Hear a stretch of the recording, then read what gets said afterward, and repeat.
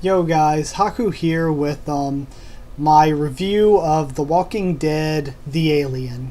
Now this was a one-shot comic that, I don't know, maybe it'll get another part eventually in the future, but as for now it's a one-shot by Panel Syndicate.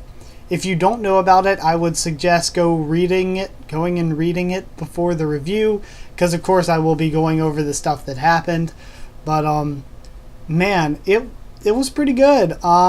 And I've got to say that the way it works is go to Panel Syndicate, their website. It's like you get to pay however much you want for it, so you could pay absolutely nothing if you felt like it, and that's just the way it is. That's the way it works.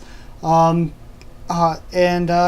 guess that was it. It's a really cool way of doing things, and let's just get into breaking the actual story down. So we start off with this guy. He sees a kid get screaming for help. Pretty much kid gets eaten by walkers, but the guy tried to save him. He goes after the walkers with a flashlight, and he can't handle them all, and he gets saved by this chick named Claudia with a halberd in a suit of armor, which was really freaking cool. I really love that. So yeah, man, that was really cool. So we find out that the guy is an American and he is currently in Spain. I think he said that they're in Catalina, or maybe it's Barcelona. I'm not sure which, but they are in Spain. And what else was it? They're in Spain. Oh, and his name is Jeff.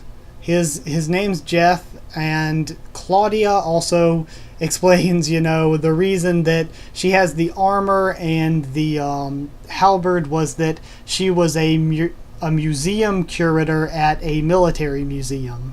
Also, real quick, interestingly enough, she does mention that most people in Spain thought that the virus was brought to the country by foreigners. I thought that was really interesting to see how society would react like that and see it brought up like that, because it does seem like something that would be kind of likely in an actual situation like this. So we find out that the reason Jeff was even here is that he's been wandering around trying to find himself, but he had gotten a phone call, an emergency call from home, to find out that his brother was put in the hospital and he needed to go back there, but the quarantine had already happened, so he couldn't get back to America, and I guess his goal is probably to still get back to America. And that works for Claudia, because we find out that her plan is to get to America because she has heard that, and apparently he had heard as well, there were rumors that the American government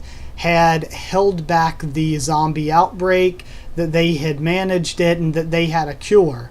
So her plan was to sail to Ibiza and then get a flight from there, from her boss's private runway or something, to get to the States. And she needs him because she needs his flashlight to get to the boat through the sewers to sail there. That part seemed a little bit forced to me. And what I mean by that is, I don't know if there's some sort of embargo on flashlights in Spain or something, but flashlights are hella common here in the US where I live. You could go to pretty much any store ever and there'd be a shit ton of flashlights. In fact, I'd say most houses have a shit ton of flashlights. Let's say the odds are that you don't have a flashlight. Well, shit has gone down. You could literally break into any house and find a flashlight. Or say she was working at a museum and that's where she fled from. Don't people like the security guards at the museums and stuff probably have a bunch of flashlights around that are the giant freaking industrial steel, aluminum, whatever flashlights.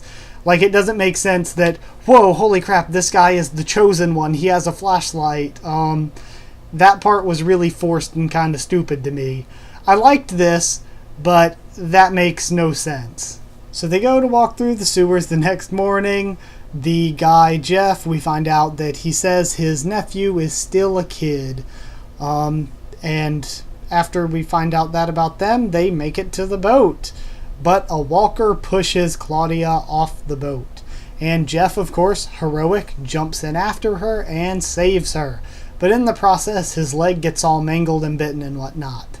Now, his last words when he's bleeding out is, and sadly they don't know about the leg trick, or they probably could, or cutting it off, or they probably couldn't have even had the supplies to do that without killing him anyway. But his last request is, if you get to the United States, find my brother Rish, or Rich or something. But now people probably call him Rick, and I'm like, I've never heard of somebody named Rish or Rich, and I didn't know that Rick Grimes had a foreign family. But maybe it's a rare name. I don't know. How rare is it, guys? But they called Rick now, apparently. And Jeff is Rick Grimes' brother, of course, because we find out. Because we know that it was mentioned once in the actual canon comics. And here it's brought up again that, you know, that they're brothers, that he exists even. But Jeff says, you know, my brother was a police officer shot in the line of duty, and he was put in a coma. And that's about that. So, of course, Claudia's like, I don't know where you're from in America. I don't know your last name. But before she can get any of that info, Jeff presumably bleeds out. So, this was a quick one, but I think it was a good story. I liked it. I thought it was really nice for what it was. The only things I can say were bad about it are... This isn't really something that's bad about it, but I wasn't a big fan of the art style. That's just personal preference, though. The other thing I can kind of bring up, though, was that the story did feel really forced at times, like making Jeff this chosen one that she had to get and save just because he had a flashlight.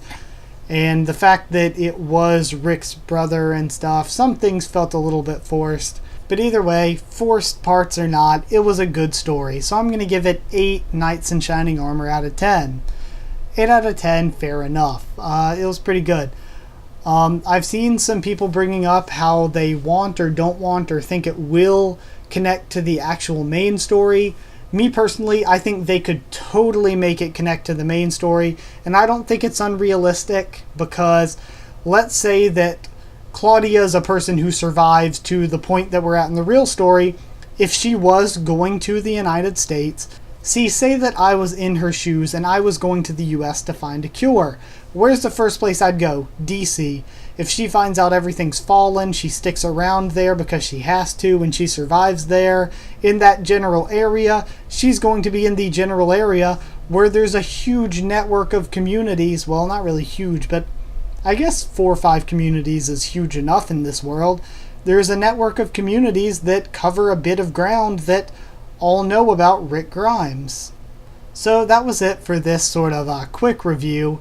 I thank you all so much for watching. Like if you did like the video. Comment down there. Tell me what you think. I'd like to hear your thoughts and discuss it a little. So put your thoughts down there if you want to. Subscribe also if you want to for more The Walking Dead, covering the TV show, comics, and all that stuff, and some other stuff too. Check out the channel if you want to. Follow on Twitter again if you want to, because I will keep you updated there on when I'm posting stuff or if anything's rescheduled. And that's it. Thank you so much for watching. I really do appreciate it, like with all of my everything. And I will see you all next time.